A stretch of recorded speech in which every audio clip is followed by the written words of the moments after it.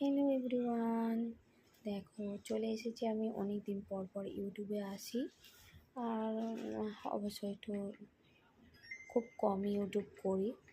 আহ, সব বন্ধুরা করছে বলে আবার হুজুগে আসলাম যে হ্যাঁ আমি ইউটিউব করি।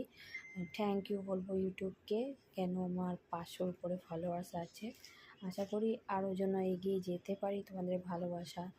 তো যাই হোক, আজকে আমার ডিনার করা হয়ে গেছে। করার পরে রাতে আমি রুটি খেয়েছি আজকে, রুটি আর একটু মাংস খেয়েছি।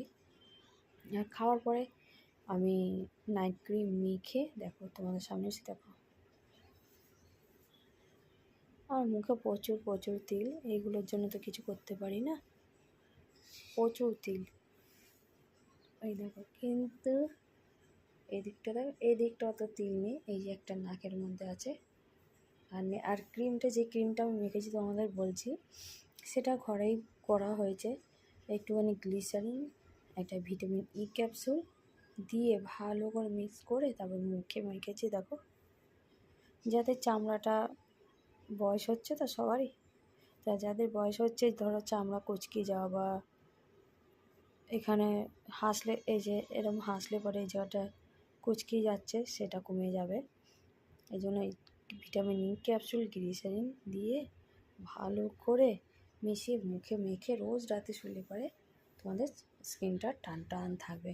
আর ঠিক এরকম করে টলে টলে ওপরের দিকে টানবে, সবসময় করবে তো এরকম ওপরের দিকে টানবে, নিচের দিকে না হবে না।